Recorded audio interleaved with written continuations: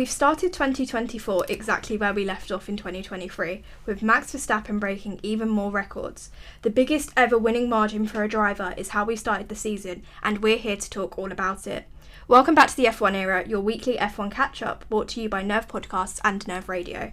I'm Eden Hannigan. I'm Rebecca Coulson. And I'm Honor Dench. And we're still in our F1 era. Well, how did we all find the race this weekend? Because to me, I thought it was clean, but I thought it was very boring. It was quite a boring race, and I'm sitting here saying that as a Max fan because my theory was that Max was so far ahead so quickly. 1 minute the lights go out and he's battling with Claire, and then the next thing you know he's 20 seconds ahead, and I'm just like, he's my favourite driver, but I can't watch him the whole race because he's so far ahead. They literally panned to him once and it was just a shot of him alone in the desert. It was quite a beautiful shot, but it was also really telling that that was the only bit of action we saw other than at the very start from Max. We started the race with a little bit of contact, nothing major, so my last week prediction went completely out the window straight away. Thanks Nico Hülkenberg and Lance Stroll for that one. It was clean for the most, but it was very, very boring. It was, like I said, at the very start, exactly the same as 2023, except this margin that Max Verstappen had got bigger by double. I think last season it was 15 or so. This season it was 22. Last it was 11 and this is 22. So it quite literally doubled like the difference between Max and Perez. And I'm not sure if that reflects very well on Checo. He doesn't, no. He didn't exactly do anything wrong this race. I think Max was completely on another level, and when you get that far ahead so quickly, of course the drivers behind him, Perez, Carlos Sainz, George Russell, for a large part, they kind of got held up because of some issues on Leclerc's car. But it was kind of underwhelming, to be honest, because I went on the formation lap, I was like, F1's back, I can't wait. Yeah, it's the lights counting down, and literally 3 seconds later I was like, oh. Yeah, it's like, oh, well, we know where this is going, great, thanks. May as well turn it off now. I mean, fair play to Max, because again, he broke another record of the biggest winning margin. We actually, for the first time of an opening race, all 20 cars finished. So that was quite impressive too. There has been the jokes on social media. I'm not sure how many viewers finished watching that race, to be honest. But yeah, I retired. I don't know about the drivers, but I certainly clocked out quite early. Well, it's actually really interesting, and I wonder if Formula One considers themselves in a dangerous position, because if this dominant streak continues, and a lot of people say, well, how did you feel when Lewis was winning everything? Well, when Lewis was winning everything, there was competition. He was fighting Rosberg. There was him and Sebastian Vettel fighting.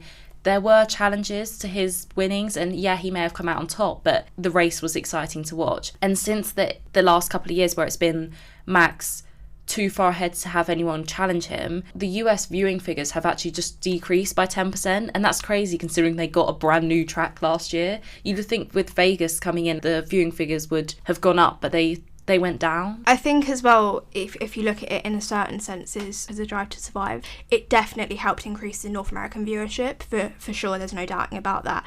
And I wonder if the people who watch Drive to Survive, of course, that started in 2018, 2019, 2020 and 2021, they were all great seasons, they was all close racing. And 2021 saw the most engagement ever with Formula One, and that's because there was Max Verstappen and Lewis Hamilton, and there was a big fight, and it was a battle, and it was intense and it was engaging. That's not there anymore, is it? Exactly. The thing is, they could have been set up so well with potentially having a battle of the, I guess, stars of the future, the stars of the now, with Charles Leclerc and Max Verstappen, but unfortunately that's not happening. Again, this weekend, I know that Charles Leclerc was disappointed.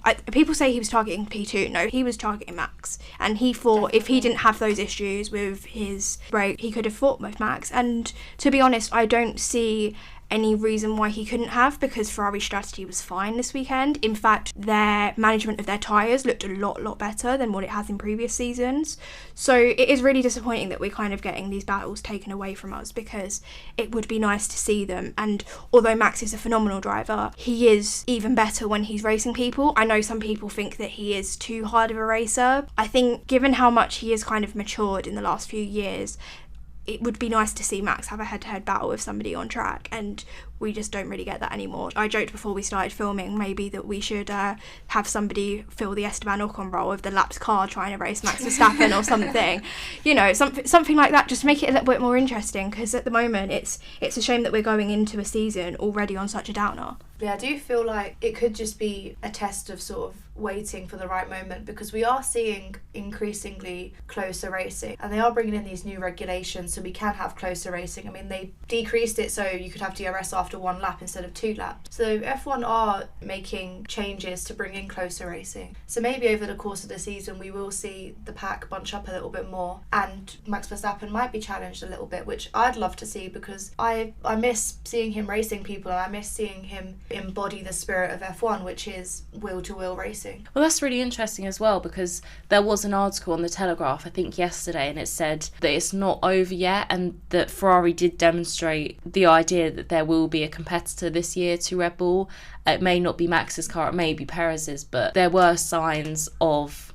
well, signs and Carlos signs. There were signs that there were people getting close to the Red Bulls, especially in qualifying. The qualifying pace matched the Red Bulls. I'm not sure what happened on track. I think the wind was different on Saturday to the wind on Sunday. It was, yeah. Friday and Saturday. Oh.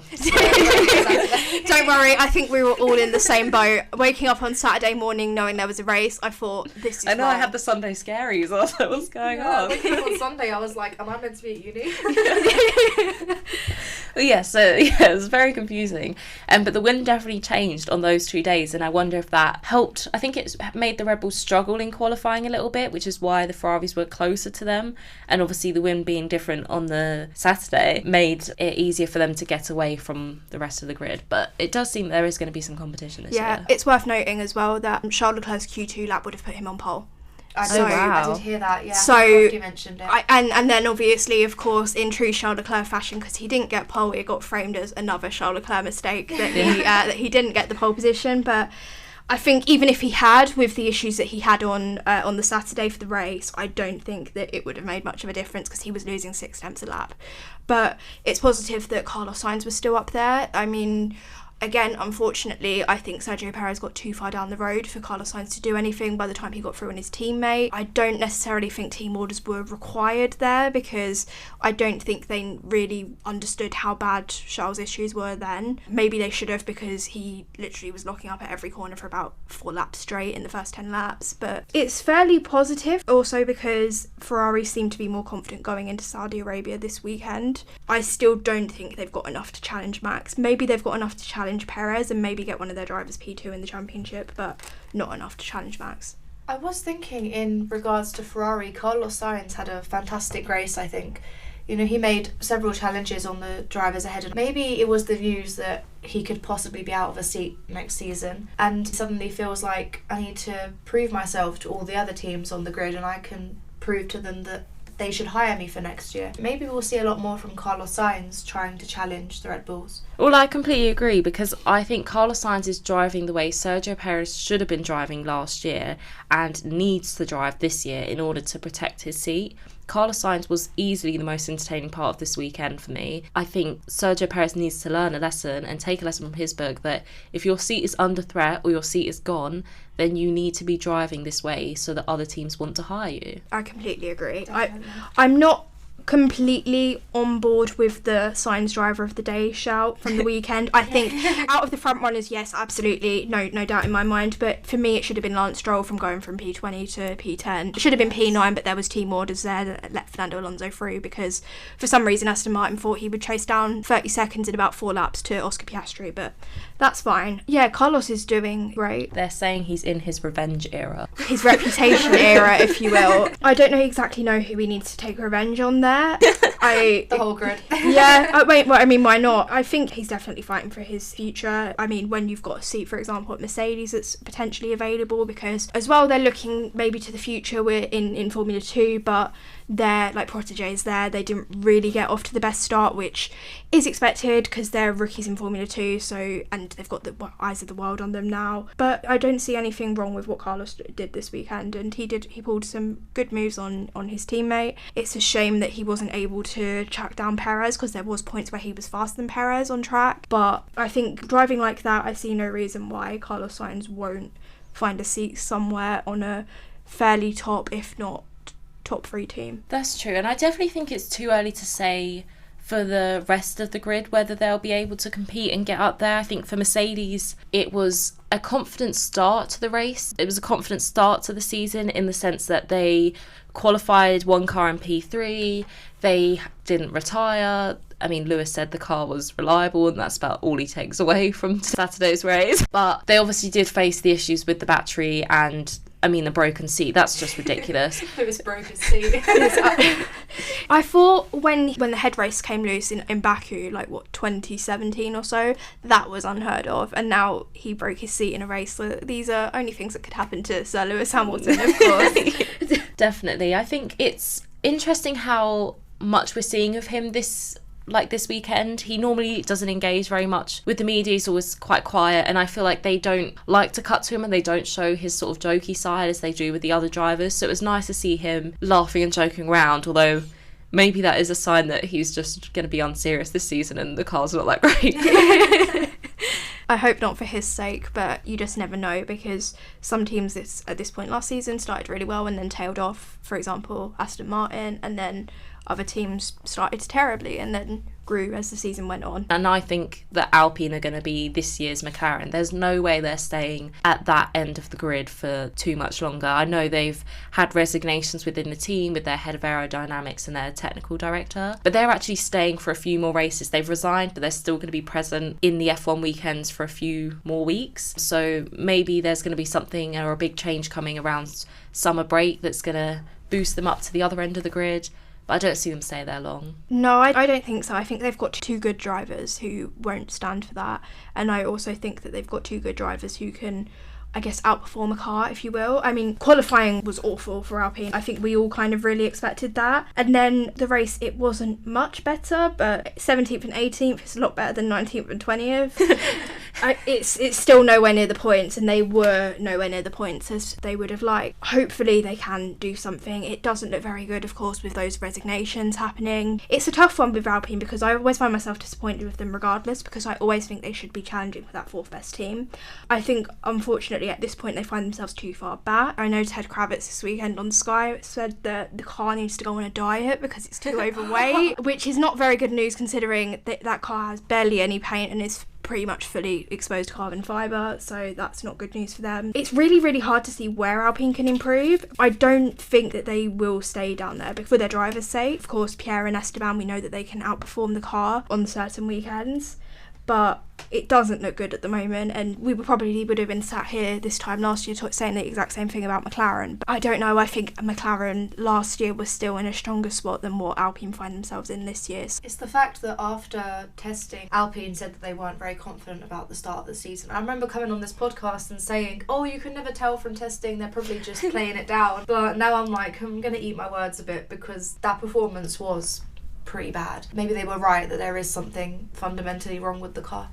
Although I do think Bahrain is, in my eyes, it's still testing. Like, it's where they do testing. I think the first race of the season is just a test race anyway, because they're all sort of testing the waters. It's the first time they can see whether the car actually withstands 57 laps. It's the first time they can see if the engines are reliable. I feel like testing doesn't quite show us that, because they're just doing 100%. Yeah, it's more simulation than race. But yeah. Speaking of, do you guys want to hear the supposed full length of all of the issues recorded from this weekend's Bahrain Grand Prix? Definitely, go on. Right, so we'll start off with the big guns. Charles Leclerc, they changed his left front brake duct after qualifying, and shock horror, it failed during the race. As always, he had an 100-degree temperature imbalance in his brakes, which caused all of the blockings up. And Carlos Sainz said that he had the same issues. I'm not sure how much I believe of that, because of Carlos's history of exaggerating the truth when things are going well on one side of the garage and not so well on the other. That's not for me to be the judge of. Sergio Perez had radio issues. He couldn't hear his engineer over the radio. Lewis's seat broke during the race and he had 1% battery come up, so he couldn't really be competitive.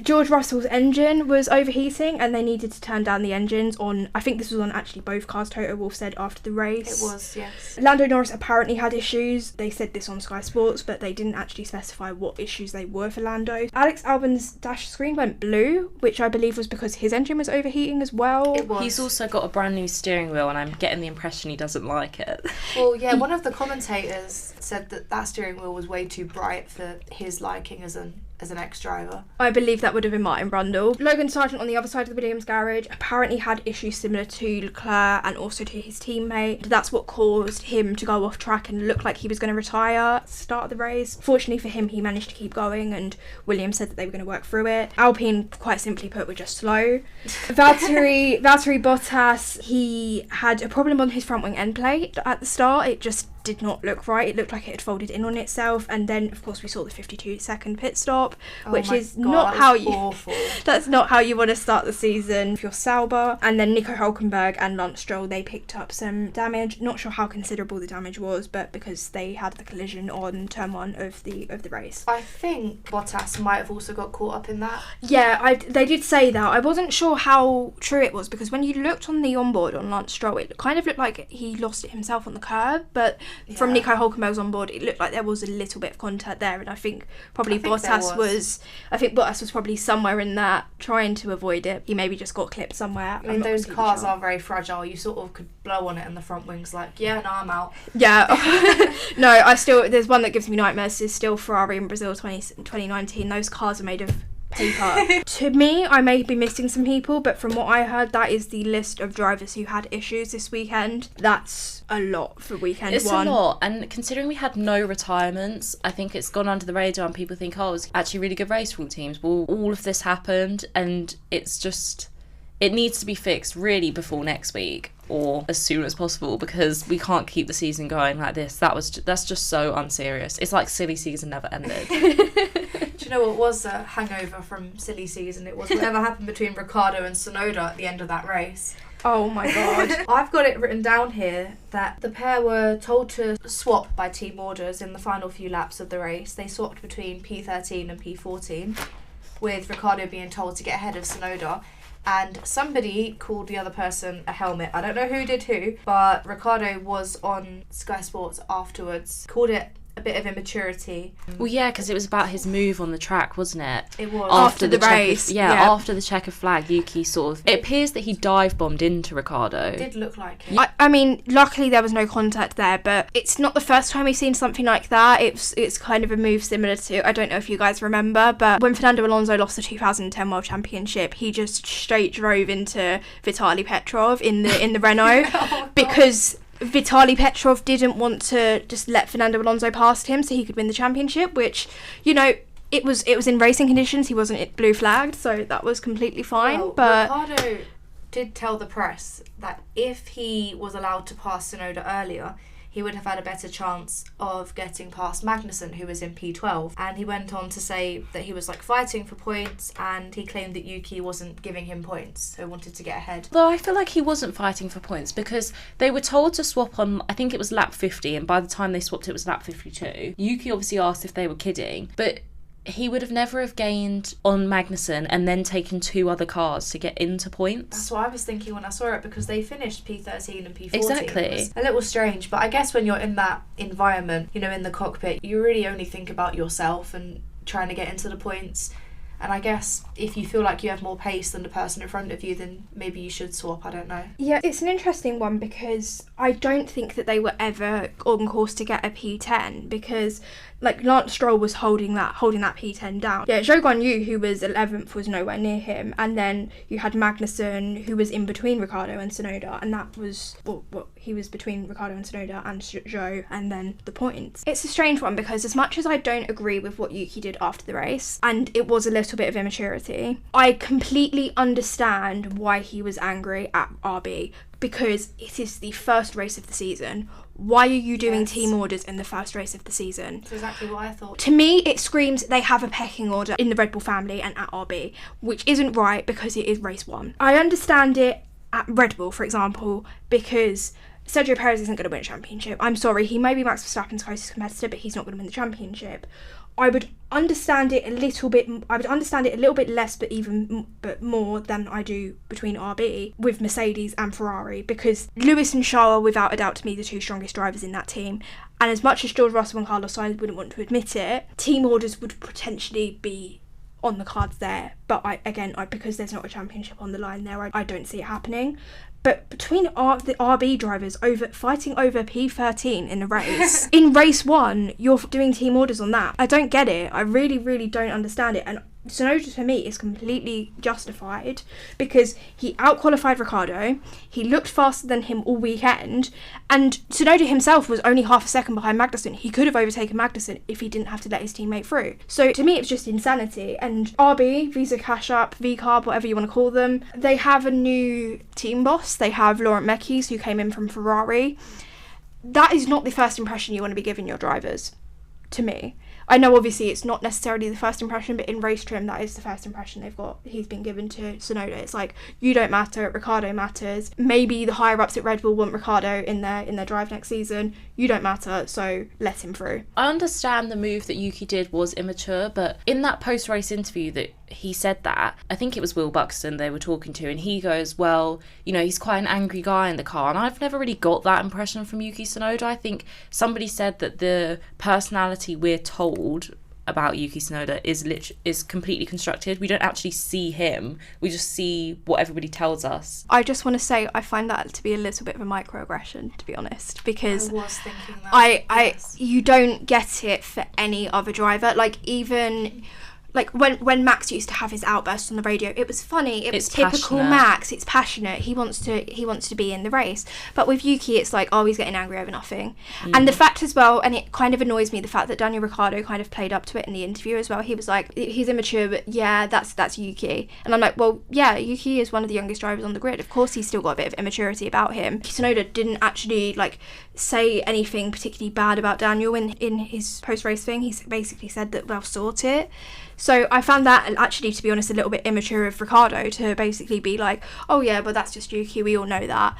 Because it's like, no, we don't. Why are you having to say it like this? Somebody tweeted this week saying it's quite ironic that he's out there calling it immature, which, yeah, okay, it was an immature move, but it's Daniel Ricciardo of all people saying it, and he's the biggest kid in F1. He's the joker, he makes everybody laugh, he's always acting unserious. It's a bit sort of funny, and considering he was the one that was without a seat for half a year, and Yuki continued in the sport and was the one beating the teammate. He beat him in qualifying and was beating him in this race until team orders. I think he needs to sort of watch what he's saying a little bit. Yeah, definitely. I do think he's being protected a little bit by the higher ups in the sister team, to be honest, and I think that's where it really stemmed from. I watched Drive to Survive this weekend, and I watched the episode where Daniel comes back, and Christian Horner does a lot to get rid of Nick de Vries. I mean, it's not like he has it out for Nick de Vries, but he has such a drive to get Daniel Ricciardo back. He was doing everything. He put him in the car to test it, and they sit there and they make him do that lap at Silverstone, and then he sits down and he says, okay, well, this would have put him front row with Max in qualifying if he had been a competitor. It was a Red Bull car, obviously it would have put him front row. It wouldn't have put him anywhere else. So I think it was wrong to compare him to Nick de Vries on that. They should have put him in the AlphaTauri. They are so determined to get him back into the sport that I wonder what it would be like to be Nick de Vries and watching Drive to Survive. I think it would be very telling if he did. And it's also quite sad, but I think it's just goes to show that Daniel Ricciardo is still so high up in the Red Bull family. He's not even technically a Red Bull driver. He's driving an RB, but he is favoured more than Checo. It doesn't surprise me. That's all I can say. But I'm glad for Nick de Vries' sake that he's doing better now. He's gone off to Formula E to continue his racing career, which was where he was before he came into F1. He has won the Formula E Championship before, so hopefully he can find his mojo and keep proving that he is a strong driver and that F1 rejection doesn't define him. Because, again, we talk about, F1 as the pinnacle of motorsport. Yeah, I guess in a way I can understand the argument, but it's not the be-all and end-all if you don't make it to Formula 1. There are so many other racing series where you can still be successful, and I think a lot of former Red Bull people have found that out. I don't think Daniel Ricciardo has found that out just well, they yet. actually cut to Alex Albon in the episode to talk about his former time at Red Bull, so yeah, I think you're right. This weekend we will be back for another Saturday race in Saudi Arabia, but do you guys have any crazy predictions based off what we've seen this weekend in Bahrain? Eden? I guess it can be considered crazy considering this weekend, but I'm going to say that Sergio Perez wins in Jeddah. And by Sergio Perez wins in Jeddah, I mean he has to win in Jeddah, otherwise I don't see him keeping his Red Bull seat beyond this year. I've said that I don't anyway, but he is the street track king. We've heard that time and time again. I believe he won this race last year as well. I don't see any excuse why he can't win it again this year, even though the winning margin from this weekend was so massive. I think Checo needs it, and I think Checo could do it, especially because racing in Saudi Arabia is a lot closer than what it is in Bahrain. It's a street track. Again, he loves a good old street track, and I do think he needs the confidence, and maybe he'll heed your advice and say that he needs to race a little bit more like Carlos Sainz. And I think the street tracks kind of brings that out of him. He has like enough aggression, he attacks it without going overboard and, you know, bidding it into a wall or something. So I can see him doing well this weekend, and yeah, I hope for his sake he wins it, because I think it will be a long season if he can't get that win. I'm thinking, as much as I think that Red Bull are going to absolutely dominate a Saudi Arabian race, given, you know, Max's performance in qualifying in Jeddah and Sergio Perez literally being the king of street tracks, my crazy prediction is something I sort of hope is going to happen for the sake of variety. I'm thinking a Ferrari front row lockout in qualifying. I mean, that would just be mega to start the race. I think the order's going to be Leclerc on pole and Sainz P2. And yeah. Max winning the race. Yeah. That'd be my ideal weekend. the Max Verstappen win conversion rate from Charles Leclerc's poles are quite something, so yeah. Well, I think last weekend was a complete fluke with the no DNFs, and so I'm going to go for, I think 3 will happen this weekend. Ooh. I'm not sure who. Do you know what? I'm going to throw it. I think 3 DNFs, and 2 of them are going to be because of a collision. Well, have they done anything about the walls in Jeddah? Because I know they sort of come at you really quick, didn't they? I haven't heard anything. That's a very good point. Yeah, I've not heard anything. Because that was what caught Max out in his qualifying lap, wasn't it? He did it so well, and I was literally screaming because he just sent it into the wall in the last corner.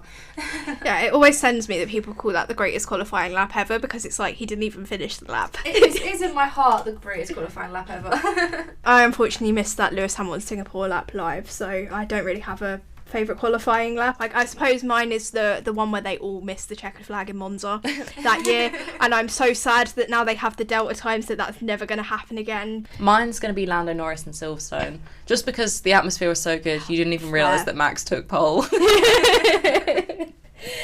Yeah, I mean, I think that this weekend is going to be an interesting one, because as well, again, I don't want to say it's a dangerous track, but the wall, it does come at you quite quickly, and you could be heading towards a collision before you even know it, whether it's with another driver or with the wall. And we saw that as well with Mick Schumacher a couple of years ago, where he couldn't take part in the race because of the extensive damage he had. But that was scary to watch, actually, that. Yeah. Because he wasn't coming out of the car for ages, and I was like... Yeah, it's had very scary moments as well in the sport classes too. So it's going to be an interesting one for sure, because that Saudi Arabia to me is, in a way, I don't want to say the new Baku, but it's a new Baku to me, in the sense of you should be guaranteed at least 1 DNF. Oh, for sure. Your timings this weekend, starting on Thursday, with first practice will be at 1:30 and second practice at 5 p.m. Practice 3 takes place on Friday at 1:30, with qualifying also taking place at 5 p.m, with a repeat of the Thursday schedule. And it's another Saturday race. I'm getting quite used to these now. On the 9th of March, we have the race, which kicks off with lights out at 5 p.m. I got into my football head then. Yeah, lights out at 5 p.m. on Saturday. Thank you so much for listening. We'll be back on Friday with a very special International Women's Day episode. Don't forget you can find us on our socials at the F1 Era on Instagram, X, YouTube, Spotify and TikTok. If you'd like to contact us, you can do so over Twitter or X under Nerve Radio, or you can email us at studio@nervemedia.org.uk. Thank you so much for listening. Have a lovely weekend.